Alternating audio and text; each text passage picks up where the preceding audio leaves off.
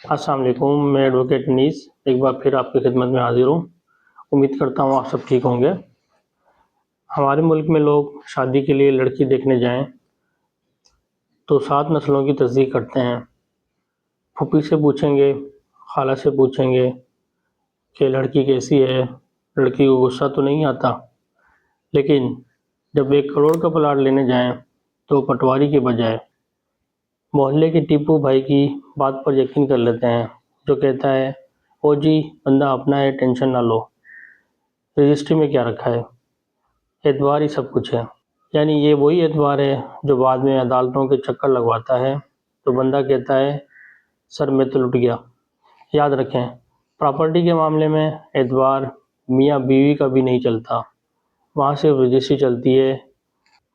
آج ہم بات کریں گے کہ آپ کا یہ اعتبار آپ کو کیسے کنگال کر سکتا ہے اور کیوں رجسٹری کروانا آپ کے لیے فرض سے بھی زیادہ ضروری ہے۔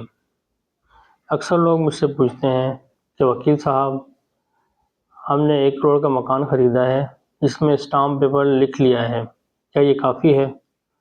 فلاں سوسائٹی میں فائل لی ہے، کیا ہم محفوظ ہیں؟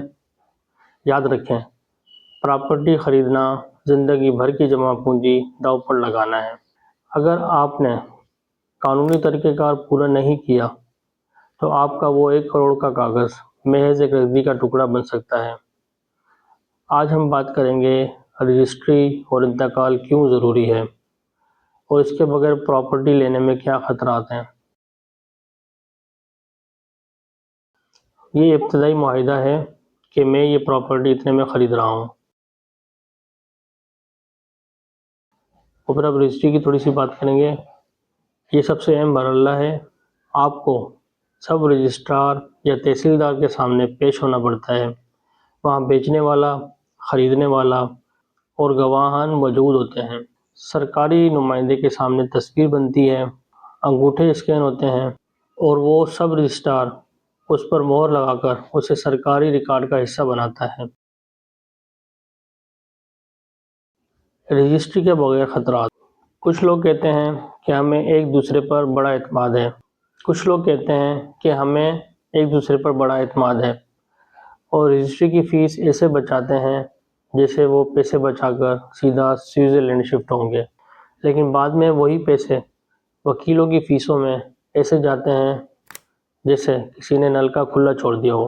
قانونی نکتہ سن لیں، اگر کل کو بیچنے والا مکر جائے یا اس کے وارث جھگڑا کر لیں اور آپ عدالت جائیں تو جج صاحب آپ سے پہلا سوال کریں گے ثبوت دکھاؤ کہ آپ نے یہ پراپرٹی قانونی طریقے سے خریدی۔ اگر آپ کے پاس رجسٹری نہیں ہے تو آپ کا کیس بہت کمزور ہو جائے گا۔ قانون کہتا ہے کہ جائیداد کی منتقلی کے لیے رجسٹرڈ دستاویز کا ہونا لازمی ہے۔ انتقال اور فرد۔ رجسٹری کے بعد اگلا قدم ہے انتقال۔ ریونیو اتھارٹیز پٹواری یا لینڈ ریکارڈ سینٹر کے پاس جا کر اس رجسٹری کی بنیاد پر مالکانہ حقوق اپنے نام منتقل کروائیں۔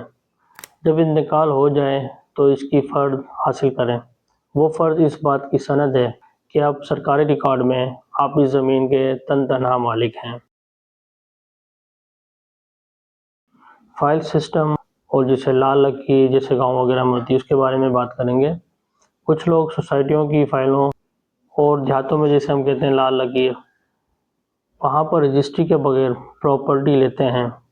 وہاں اکثر رجسٹری ممکن نہیں ہوتی۔ میں بطور وکیل آپ کو مشورہ دوں گا، ایسی جگہوں پر رسک فیکٹر ہمیشہ رہتا ہے۔ ایک ہی فائل کئی لوگوں کو بھیجی جا سکتی ہے۔ کوشش کریں وہی پراپرٹی لیں جس کی رجسٹری اور انتقال ہو سکے۔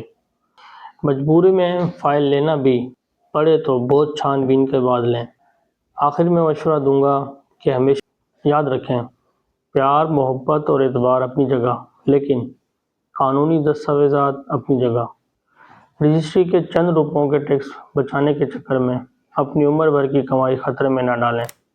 ہمیشہ رجسٹری کروائیں، انتقال کروائیں اور فرد اپنے پاس رکھیں۔ اگر آپ کو پراپرٹی کے حوالے سے کوئی قانونی الجھن ہے تو آپ کمنٹس میں پوچھ سکتے ہیں۔ محفوظ رہیں، قانونی طور پر مضبوط رہیں۔ اگر ویڈیو پسند آئی ہو تو اس کو لائک ضرور کیجیے گا اور چینل کو سبسکرائب ضرور کیجیے گا اور اپنا بہت زیادہ خیال رکھیے گا۔ پاکستان زندہ باد، پاکستان پائندہ باد۔ اللہ حافظ۔